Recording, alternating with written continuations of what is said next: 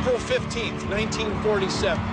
Jackie Robinson walks onto Ebbets Field in Brooklyn, the only black player in an all-white league. The All-American game was sending a message to all of America. The status quo is going to change. Now, many of his teammates were opposed to it. He had to endure boos and catcalls from the crowd. Opposing pitchers would aim at his head. But one man went a different way. Pee Wee Reese, a white man from Kentucky, the shortstop, walked over and put his arm on Jackie's shoulder. The crowd fell silent. Years later, in 1997, Major League Baseball retired Jackie's number. Number 42 hangs in every Major League park in recognition of his struggle to integrate baseball. Pee Wee's gesture helped us expand our understanding of race.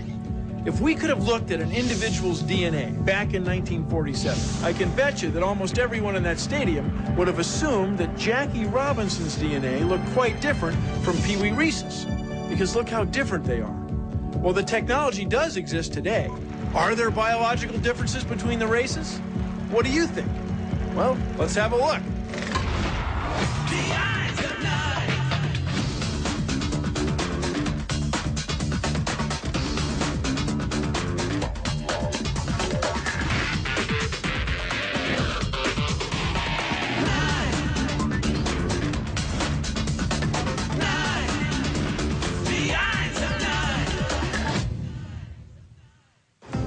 For the last 200 years, people have tried to find a biological basis for race.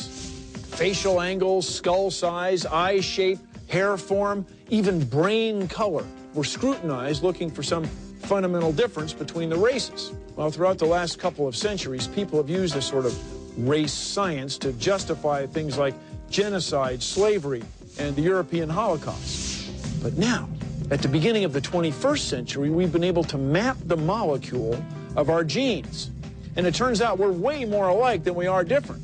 We members of the human race are 99.9% exactly the same. It's in our DNA. I'll prove it to you.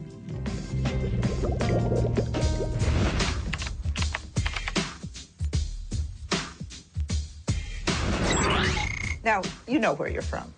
That's right, Nye of Denmark. That's the Nyes. And here's my picture. We have a coat of arms from back in the day. So that's one bit. What about the other bits? Well, my grandmother is from France. So, overall, you have any sense? Where do you think you're from? Well, Europe.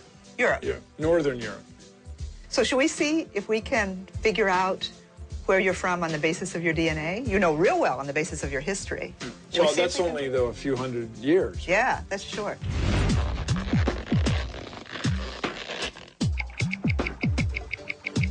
So what we're doing is drawing some of my blood so we can get the DNA and sequence it. And we can compare those sequences to populations of people around the world and get an idea of where my ancestors came from. It's just nothing but fun.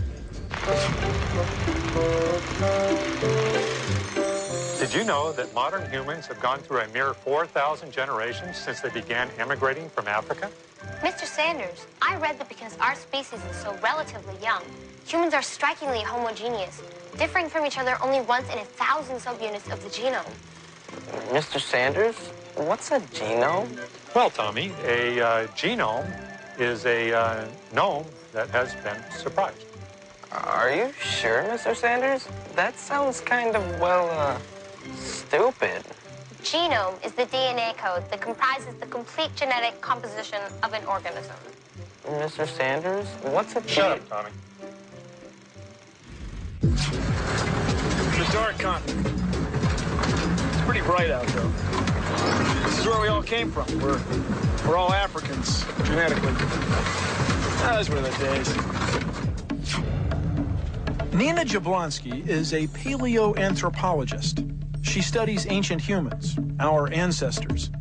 Like most scientists, she subscribes to the theory that all humans, no matter where they live today, are of African descent. Until recently, scientists have had to rely on fossils and cultural artifacts to study human origins. But now, by studying DNA evidence, we have found genetic variation in human populations the world over, with the greatest genetic variation among people in Africa. So humans have probably been evolving there longer than anywhere else. By understanding the evolution and migration of human ancestors, we can also begin to understand the evolution of human skin color.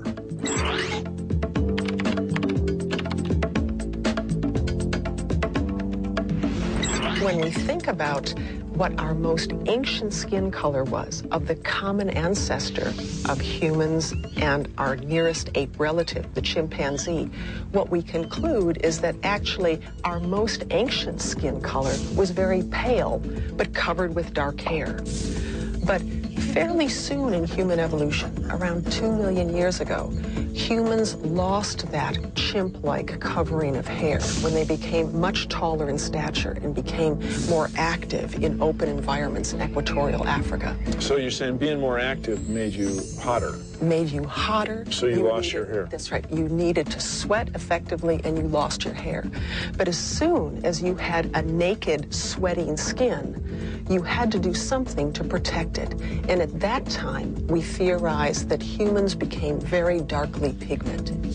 Based on DNA evidence, most scientists agree that humans started out here in Africa about 150,000 years ago.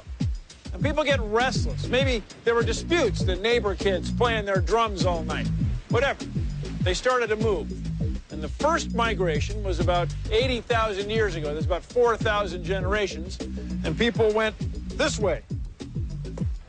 Here, Mesopotamia. People stayed here for a while, about 50,000 years. And then they started to spread all over Eurasia. And during one of the ice ages, people could make the leap across the Bering Strait and colonize the New World. Now, our ancestors back in Africa were clever. They were smart. The other animals in their ecosystem couldn't just change habitats, but the humans could. So in just a blink of an eye, in evolutionary terms, humans have colonized the whole world. Now, since we all have the same ancestors and we're all the same species, why do we look so different?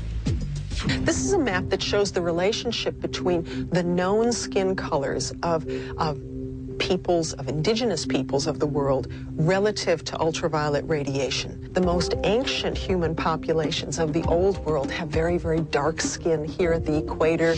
Why would you ever lose your dark skin? You got dark skin, you're protected from the sun. That's right. So you go rambling, why would it ever change? That's right. It's a great adaptation to high levels of sunlight because the melanin pigment is a natural sunscreen that protects your skin and other organs from damage.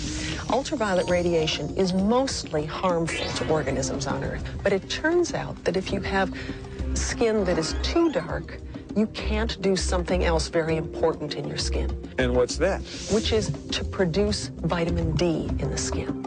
So the sunlight does something to chemicals that make us produce our own vitamin D. That's right. When ultraviolet B radiation, relatively short wavelength radiation, impinges on the skin, it penetrates and produces the precursor of vitamin D, and then the final stage of conversion to vitamin D is actually done in the kidneys by the body. Vitamin D is really important because it allows us to make use of the calcium that we ingest. Now, what do you need calcium for? Building a strong skeleton. Your mom always told you, drink your milk. Well, you have to have vitamin D in order to make use of the calcium in milk and other sources. It also helps to enhance the function of your immune system.